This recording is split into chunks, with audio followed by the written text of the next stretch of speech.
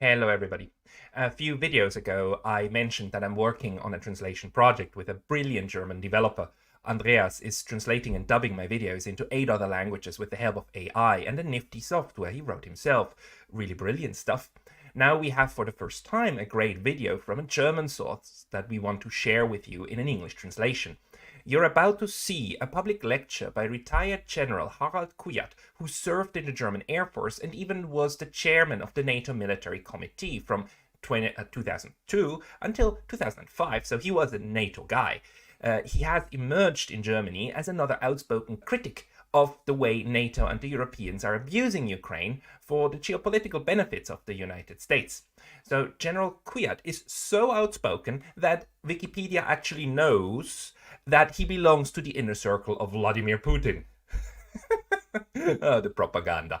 There are also a lot of Europeans who see behind this veil of lies. So many thanks and a shout out to the German portal Nachdenkseiten for broadcasting this event and for the Eurasian Gesellschaft for holding it. Links to both of them in the description. Now please have a look at the Germans who see behind the lies. So let's just start, ladies and gentlemen. Considering the very different interests, the propaganda, the disinformation, yes, I would even say the lies that are intertwined in this war, in this Ukraine war, and the entanglements in Ukraine by many states, but also around Ukraine, one sometimes gets the impression that this is an unsolvable Gordian knot. According to tradition, Alexander the Great found the solution to the Gordian knot by using his sword. He cut through the knot that tied the chariot of the Phrygian king Gordios to the yoke of the horses, thereby beginning his conquest of Asia Minor. That is the tradition according to Plutarch. But there is also another tradition, which goes back to the Roman historian Lucius Flavius Arrianus. According to this, Alexander solved the knot through the liveliness of his mind by recognizing the function of the linchpin for the resistance of the knot and simply pulling out the pin. You surely understand why I mention this here. Das hier erwähne. Ich erwähne es deshalb, weil die westliche Politik. I mention it because Western policy follows the path of the sword. It follows this path because it lacks what distinguished Alexander the Great, the vivacity of the spirit, namely to recognize that the key in the Ukraine war is a negotiated peace. But let's start with a cursory look at the geopolitical situation and then talk a bit more about the Ukraine war. The 21st century is characterized by the rise of China as an economic and military superpower, and by the rivalry of the great powers, namely the United States, Russia, and China. The Ukraine war has triggered a new dynamic in the relationship of these great powers, also in their rivalry. But it has also created clarity in an important case. Only China, and not Russia, is capable of replacing the United States as the leading world power.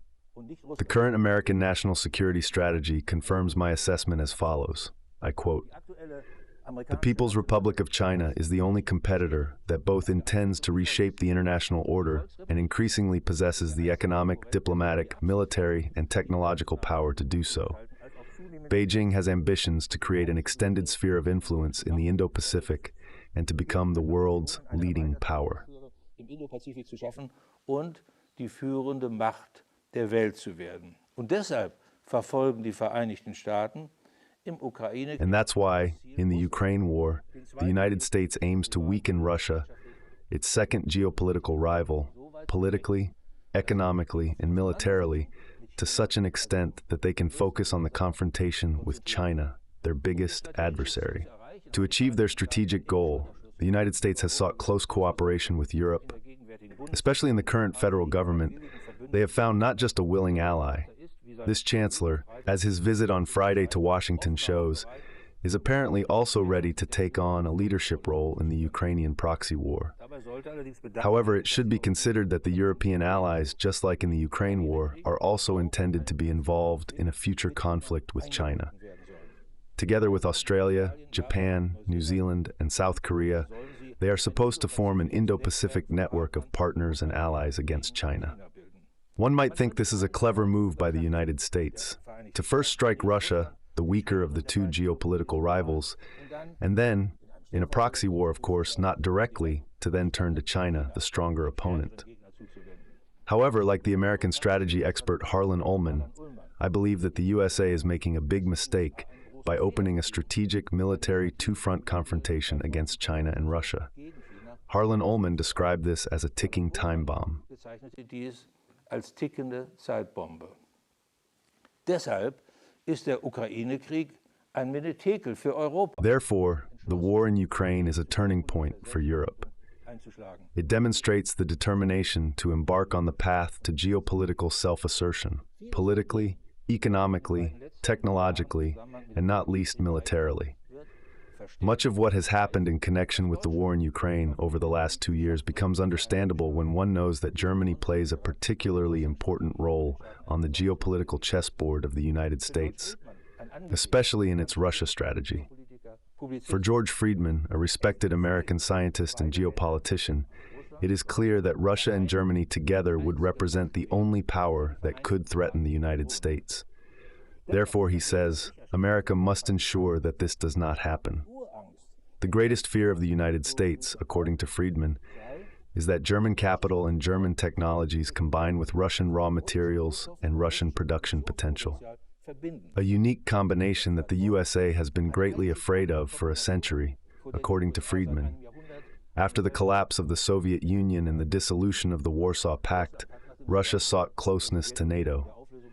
The main idea was to achieve close coordination with the alliance regarding the states formerly allied in the Warsaw Pact and the now independent former Soviet republics, especially the Baltic states. Also insbesondere die baltischen Staaten. Was Russland im Sinn hatte, war Krisen und Konflikte. What Russia had in mind was to solve crises and conflicts together with NATO, thereby preventing a direct confrontation between NATO and Russia. The NATO-Russia Founding Act of 1997 and the NATO-Russia Council were established as a common basis for this. A period of close political coordination and very close military cooperation was initiated. China is taking a moderate course regarding the Ukraine war. China is convinced that global risks have increased since the war and that Western countries bear the main responsibility for this. This is because they have destroyed the existing international order. China promotes cooperation with Russia. Both want to contribute to the construction of a multipolar world, which, according to Chinese Foreign Minister Wang Yi, will lead to the decline of U.S. hegemony. The Taiwan issue could become the culmination point of American-Chinese geopolitical rivalry. In the so-called Taiwan Relations Act of 1979, the United States committed to providing Taiwan with weapons and other support services necessary for defense. However, the agreement is vague regarding the type of support. So far, all American presidents have left the matter somewhat ambiguous. Das Ganze in einer gewissen Zweideutigkeit gelassen. Oh, lauter gemacht. Das geht? Ja. Ja. Diese Ambivalenz, diese strategische Ambivalenz. This ambivalence, this strategic ambivalence, was broken by the current American president. He deviated from it. When asked whether American forces would defend the island in the event of a Chinese attack on Taiwan, he answered yes if there actually were an unprecedented attack. Chinese President Xi Jinping repeatedly stated that China is ready to achieve reunification with Taiwan by peaceful means, unless there is no other way than the military. I quote him, "We insist on pursuing the prospect of peaceful reunification with the utmost sincerity. However, there is no commitment to refrain from violence, and the option to take all necessary measures remains. The complete reunification of the motherland must and can certainly be realized. I am convinced that the United States would neither be willing nor able to defend Taiwan. This is not only due to China's great geostrategic advantages and the enormously growing conventional strength of the Chinese armed forces, including the great superiority in strategic technological areas such as hypersonic weapon systems, but also because China has caught up with the two nuclear superpowers, the USA and Russia, in nuclear strategy. Zu den beiden nuklearen Supermächten USA und Russland aufgeschlossen hat.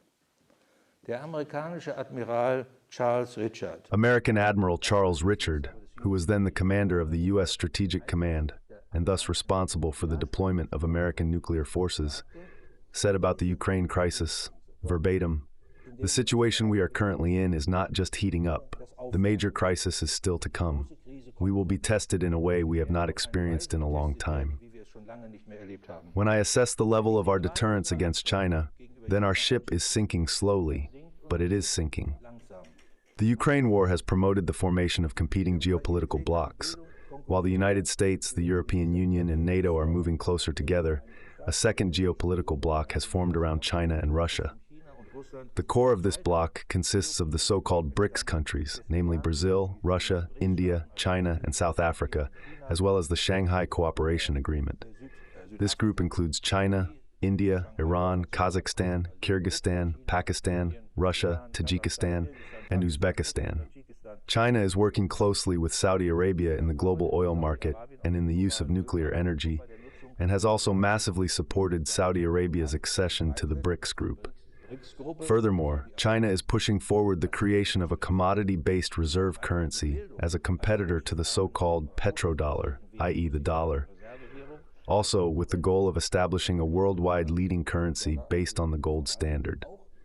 Für eine weltweite Leitwährung auf dem Goldstandard, wenn man weiß, dass die amerikanische Macht. Knowing that American power largely rests on the influence of the dollar, this is a smart way to gain the upper hand in this rivalry.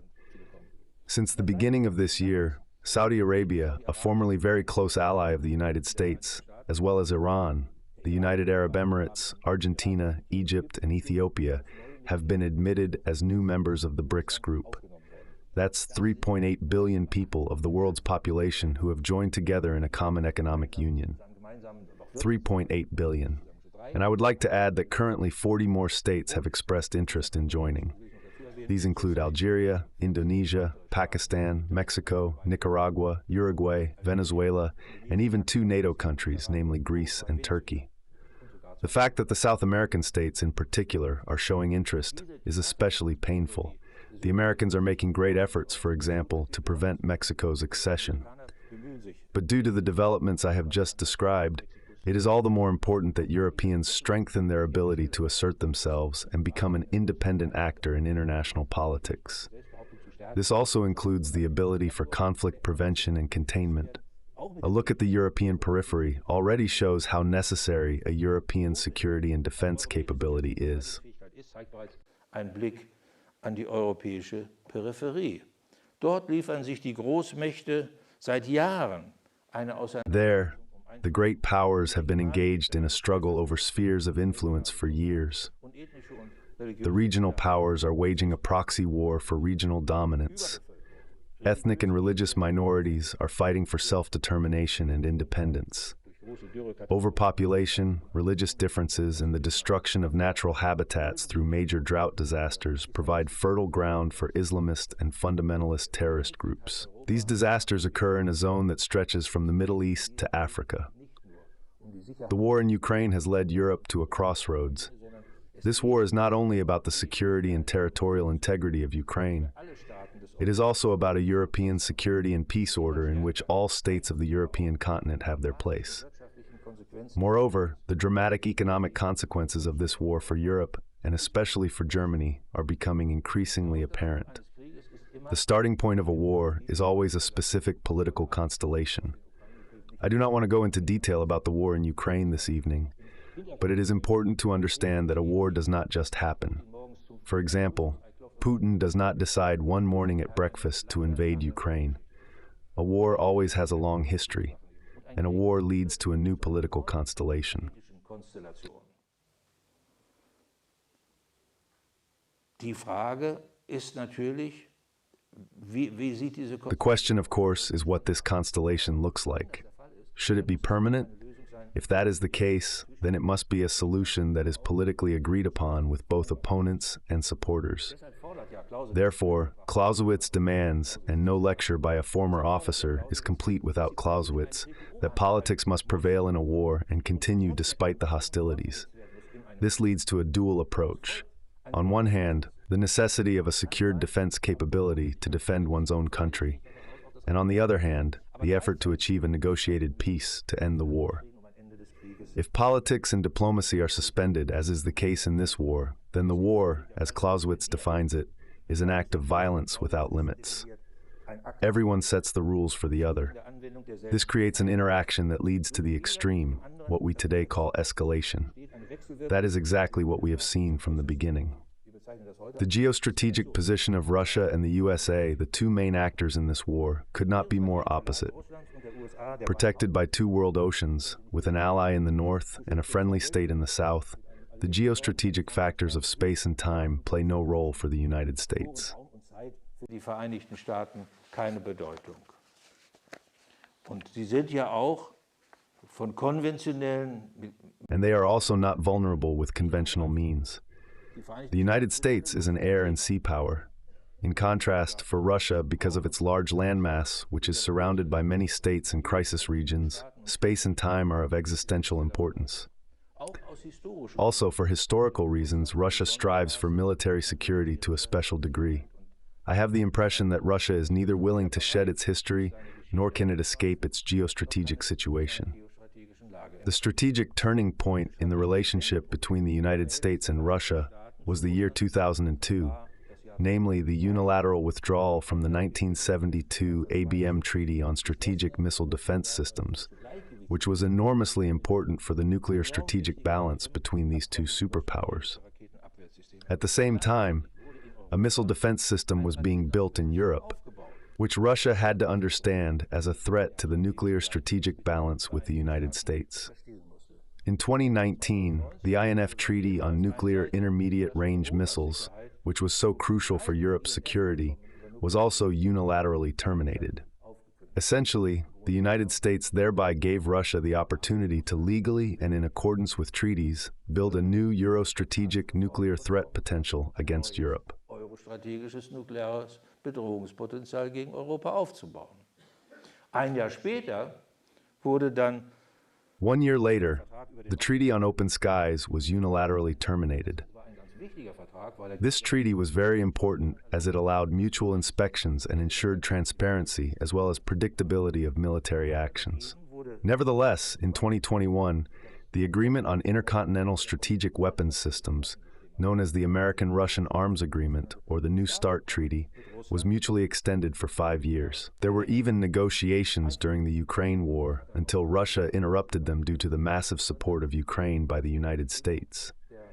A security policy turning point was the NATO summit in 2008 in Bucharest, where President Bush tried with great pressure to secure NATO membership for Georgia and Ukraine. When this failed, as usual for saving face, a vague membership perspective was included in the communiqué. The current CIA director, William Burns, then the American ambassador in Moscow, had previously warned the American government. In a telegram, he wrote about the severe strategic consequences. He emphasized that these cannot be overestimated and that they would create fertile ground for a Russian intervention in Crimea and in the east of Ukraine. Es besteht kein Zweifel, dass Putin scharf zurückschlagen wird. There is no doubt that Putin will strike back sharply. Today, he is the CIA director. However, the real turning point was the coup d'etat orchestrated by the USA in February 2014 in Kyiv. This triggered the civil war in Donbass and the denial of minority rights to the Russian-speaking population. As you know, this was agreed upon in the Minsk II agreement, which was arranged by Mrs. Merkel and the French president. After that, Ukraine was supposed to carry out a constitutional amendment by the end of 2015, which would grant the Russian minority the same rights as the Ukrainian-speaking citizens. In the United States, quite a few are convinced that the war could have been prevented. This would have been possible if there had been serious discussions about Ukraine's NATO membership and greater autonomy for the Russian-speaking population of Donbass within the Ukrainian state. The war could also have been ended after 6 weeks. In the Istanbul negotiations at the end of March 2022, Ukraine and Russia reached a mutually acceptable outcome. Essentially, it was agreed that Ukraine would give up NATO membership and adopt a neutral status. In return, Russian troops were to withdraw to their positions before the war, that is, to the status of February 23rd. Stand vom 23. Februar zurückziehen. Dieses Abkommen wurde von der Ukraine auf Druck des This agreement was not signed by Ukraine under pressure from the West. At the beginning of the third year of war, in which we now find ourselves, it is obvious that the fate of Ukraine will be decided this year, probably sooner rather than later. The future of the country lies in the hands of the West. Ukraine needs money, military equipment, weapons, and ammunition, but above all, it lacks soldiers. We are, literally Zelensky, dependent on financial support. Otherwise, we lose, he declared. Almost half of the Ukrainian state budget is financed by the West. Any delay or reduction in the flow of funds could trigger state insolvency. Although Ukraine has significantly contributed to its financial problems through pervasive corruption and continues to do so. As long as the war lasts, Ukraine is dependent on comprehensive military support from the West.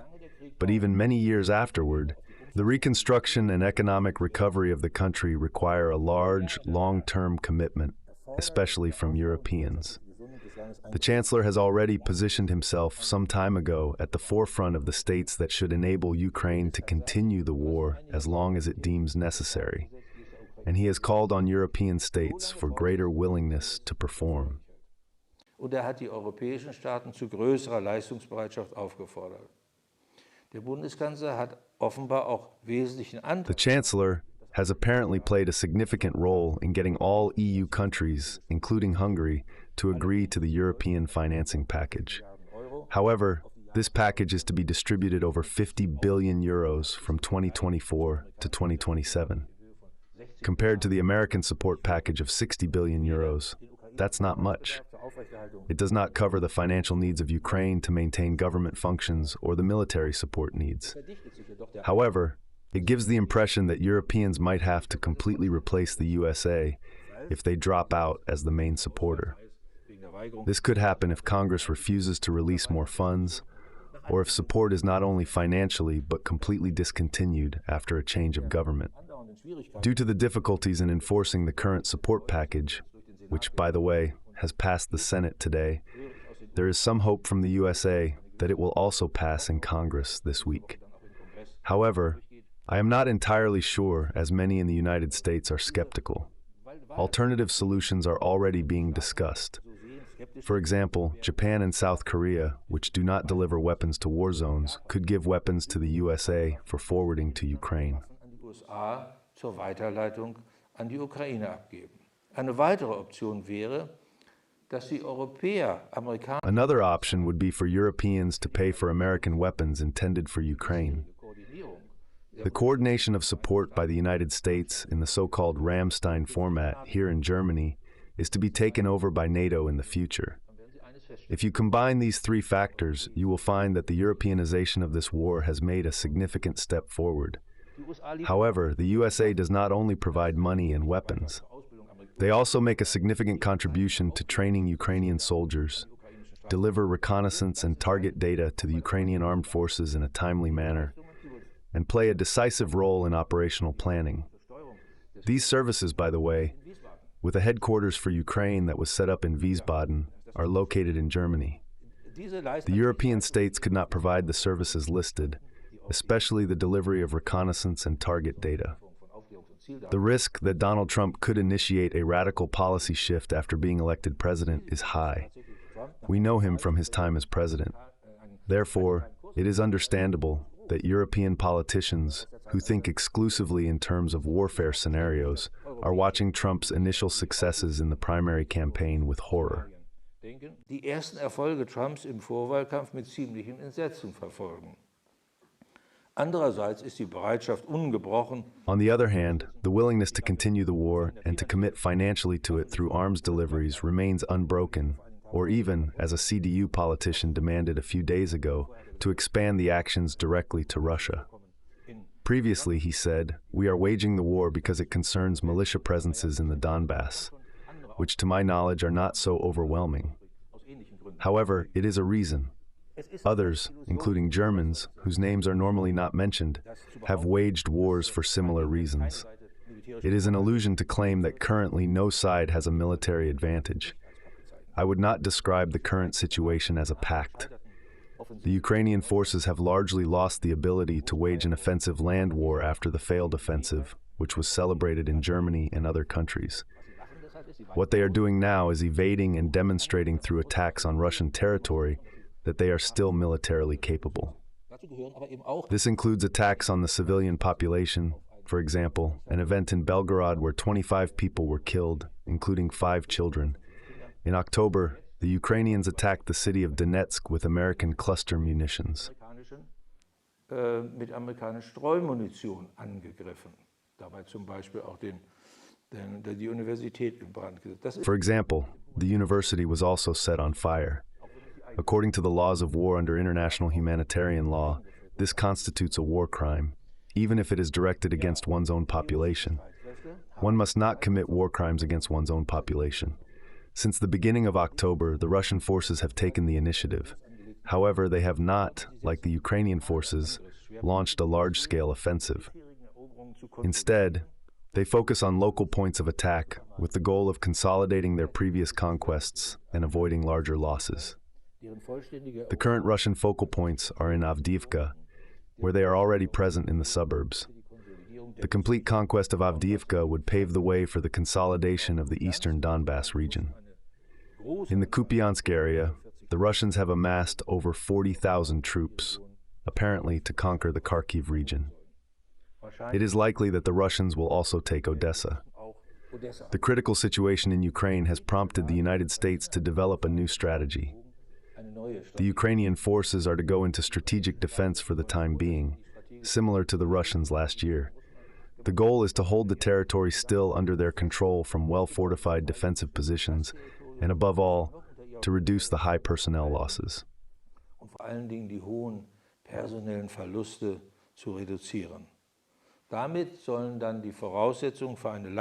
This is intended to create the conditions for a long-term strengthening and greater endurance of the Ukrainian armed forces, as well as for the economy. They call this the 4-phase strategy: fight, build, recover, and reform. They are currently trying to bring this strategy closer to President Zelensky, and above all, to convince him that in 10 years, the Ukrainian armed forces will have significant combat power and a high deterrent factor. By the end of this year, the combat power of the Ukrainian armed forces should be significantly greater than it is today. However, this means that the Ukrainian president would have to give up his goal of recapturing all territories occupied by Russia, including Crimea, because the front is to be stabilized where it is now. This strategy, which is planned for 10 years, envisages that European allies undertake specific commitments for military and economic support. These commitments are to be defined in binding national documents and agreed upon in a bilateral agreement with Ukraine. The 10-year commitment serves as a safeguard against the termination of support for Ukraine announced by Trump. It is also intended to prevent a change of government in a European country from leading to a change of course. In einem europäischen Staat zu einem Kurswechsel der Europäer führt. Großbritannien hat übrigens bereits einen entsprechenden Vertrag. The United Kingdom has already signed a corresponding agreement with the Ukrainian government. The federal government is also ready to enter into this 10-year support and assistance commitment. If all NATO states follow this example, it could amount to NATO membership through the back door, at least in terms of collective defense under Article 5 of the NATO Treaty. Therefore, there are considerations in the USA to create a mechanism with Ukraine that resembles Article 4 of the NATO Treaty. This article provides for member states to consult each other when the territorial integrity, political independence, or security of a member is threatened. In this context, the rift between Zelensky and the military commander-in-chief, General Salushny, is of particular importance, leading to Salushny's dismissal last Thursday. The issue was ultimately about the responsibility for the mobilization of 500,000 soldiers to compensate for the high personnel losses. The question was whether the military, i.e. Salushny, or the politics should take on this responsibility. Neither Salushny nor Zelensky wanted to take on this responsibility. However, fundamental disagreements about the conduct of operations, the achievability of political goals in this war, and the public presentation of military successes were decisive. öffentliche Darstellung der militärischen Erfolge bzw. Misserfolge. Als Salushny dann Anfang November Failures. öffentlich bekannte, dass die When Salushny publicly announced at the beginning of November last year that the offensive was a failure, he openly contradicted his president. The latter consistently presented the situation in an overly positive light, and of course, received more attention and confirmation from Western politicians and the media for it. Salushny's dismissal occurred in an extremely critical phase. It will soon become apparent that Zelensky's decision was a big mistake. By the way, his successor is an ethnic Russian. This shows how closely these two peoples are intertwined. After the failure of this offensive, fear is growing in Europe. There is concern that Russia's strategic goal might be the conquest of the entire Ukraine. After that, the goal could be to attack the Baltic states or Poland and start a war with NATO. If you have read the Welt am Sonntag, then you know that this was described in great detail. For some time now, the German media has been advocating the thesis that the attack on Ukraine is part of a long-term imperial strategy. The goal is to reclaim the sphere of influence of the Soviet Union. Since the military situation has clearly turned in favor of Russia, so-called military experts are spreading war fear almost hysterically.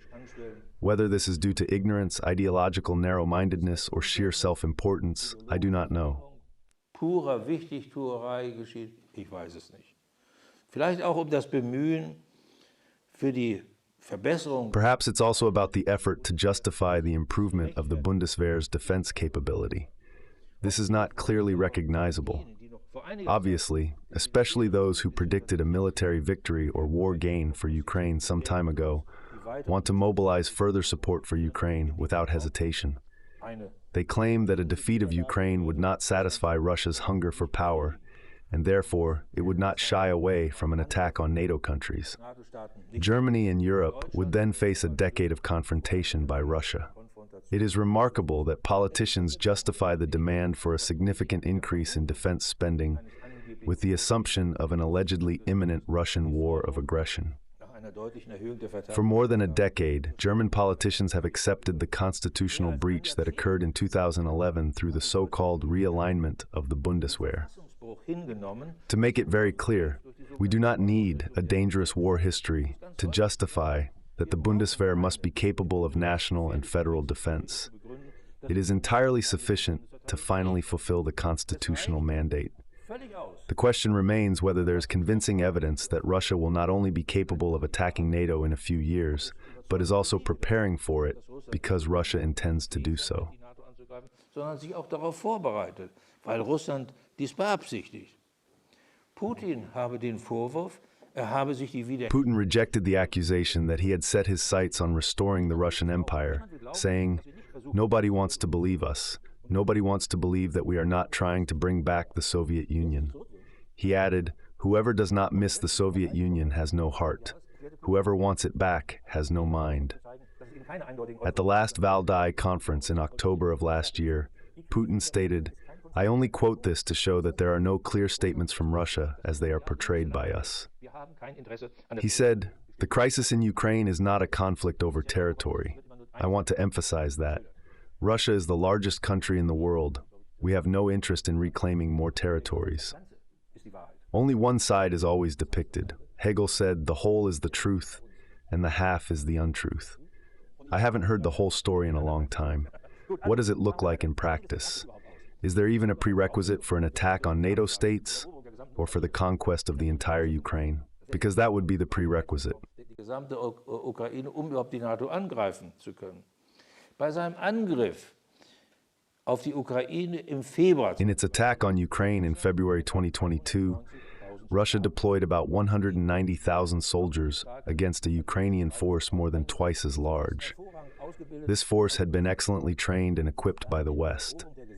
It must have been clear to the Russian leadership that conquering the entire Ukraine was impossible. Even if they are always portrayed as incompetent by the West, they still understand basic arithmetic. With 190,000 men, one cannot assume that Russia intended to conquer the entire Ukraine. That is simply out of the question. Moreover, a Russian occupation of this large country would require a huge effort in terms of occupation troops. For comparison, 300,000 Russian soldiers were stationed in the small GDR. How many would it have to be in the vast Ukraine? Another point is that Russia's ambition has always been to have a buffer between Russia and NATO.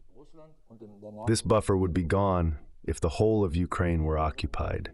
This would mean that NATO soldiers and Russian soldiers would be directly facing each other.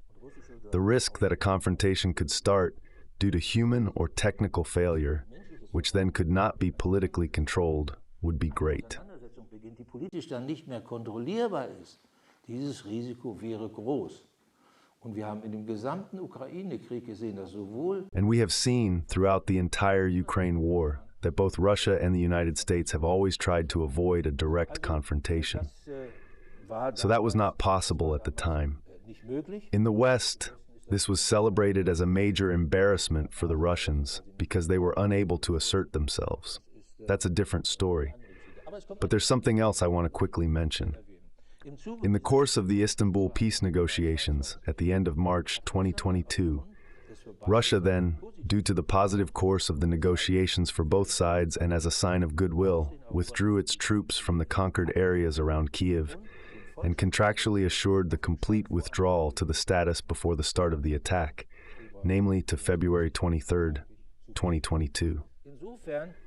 Therefore, I assume that the attack on Ukraine is not part of an imperial plan to reconquer the former Soviet spheres of influence, or even all of Europe, for that matter. Of course, war objectives can change over the course of a war. Whether the assumptions about Russian attack intentions are correct could be very easily determined by agreeing to a ceasefire followed by peace negotiations. Moreover, as a result of the negotiations, arrangements could also emerge that prevent Ukrainian territory from being used by Russia as a staging area for an attack on Central Europe. Als Aufmarschgebiet für einen Angriff auf Mitteleuropa genutzt werden kann. Darüber hinaus könnten mit Russland Vereinbarungen geschlossen werden. Furthermore, agreements could be made with Russia that would primarily increase the security of the Baltic states. They could also contribute to greater stability between NATO and Russia overall. For example, I am thinking of an updated CFE treaty. This would include the limitation of conventional armed forces with a new flank arrangement. Equally important would be confidence-building military measures. These measures would contribute to greater transparency and predictability of political military actions. Apparently, it is particularly important to Moscow to prevent the expansion of NATO through the membership of Ukraine up to the Russian border. Russia has been pursuing the goal since the 1990s of creating a strategic buffer zone to NATO, a so-called cordon sanitaire. This idea has been revived recently in the form of a demilitarized zone on Ukrainian territory. Recently, however, Russian operational leadership also shows that Russia is taking precautions.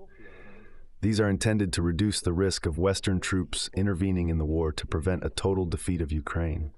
In Germany, the fact that an agreement initialed by both sides was reached in Istanbul at the end of March 2022 is suppressed or denied. This is the case even though not even the Ukrainian government denies this. Ukrainian negotiators have confirmed this publicly on multiple occasions. Verhandlungsteilnehmer bestätigt, haben das mehrfach in der Öffentlichkeit bestätigt. Die Gründe dafür liegen auf der Hand. The reasons for this are obvious. A closer look at the content of the agreement would show that Ukraine had achieved a very good result, a result that would have ended the war on quite acceptable terms for Ukraine after 6 weeks. Any reasonable person would then ask why Zelensky was not willing to prevent the death of 500,000 Ukrainians and the destruction of the country by signing it, especially after he had spoken positively about the negotiations in Russian media during the talks. And any reasonable person would also continue to ask why he and the Western states supporting him, above all, are still not willing to give peace a chance now. The politicians who prevented peace between Russia and Ukraine at the beginning of April were obviously convinced that Russia could be defeated by Ukraine with their support. That this was a fiction should have become clear to everyone by now. The Ukrainians have achieved what their armed forces were capable of with Western support. The West should therefore no longer burden itself with guilt for the tragic fate of the Ukrainian people. Ukraine will never be able to defeat Russia militarily, even with Western support through weapons and ammunition supplies and the training of Ukrainian soldiers. Durch die Ausbildung ukrainischer Soldaten Russland militärisch niemals besiegen. Selbst die bisher und immer wieder aufs Neue. Even the delivery of so-called game changers, sometimes tanks, sometimes something else, repeatedly demanded by laypeople, are not the hoped-for miracle weapons. Moreover, others have hoped for miracle weapons before. In any case, they are not capable of changing the strategic situation in favor of Ukraine. The Ukrainian armed forces are in an extremely critical condition. After the high losses, they no longer have the strength to achieve a strategic turnaround. The bitter truth is that despite massive support from the USA and Europe with modern weapons, a military defeat of Ukraine is emerging. Nevertheless, our media says that more weapons need to be delivered. But weapons cannot replace soldiers.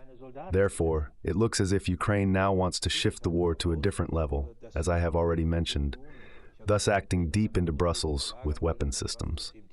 I think the window of opportunity for a negotiated peace could quickly close. If the West does not seriously strive for a negotiated peace, the fate of Ukraine will be decided on the battlefield. And when the weapons fall silent, Ukraine will no longer be what it once was.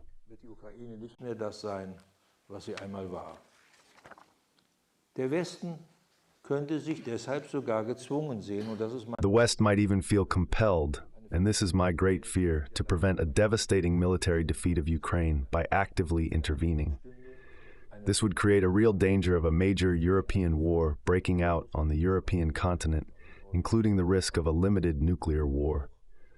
Although both superpowers, Russia and the United States, have made great efforts to prevent exactly this, it remains to be hoped that it will still be possible to prevent the war from spreading across all of Europe. If not, now I am back to Alexander the Great, through the liveliness of the spirit of a leading politician, then perhaps because reason prevails. I can't think of anyone at the moment. Can you think of someone who could be said to have liveliness of spirit? I don't understand why government officials are not consulted. Yes, I am alive, but not of the spirit. So, the last point I want to make, and I really want to emphasize this to you, is the following. Historians have repeatedly asked themselves how it could happen that the European powers stumbled into the First World War, the original catastrophe of the 20th century. Hopefully, historians in the future will not have to ask how the Ukraine war could become the original catastrophe of the 21st century.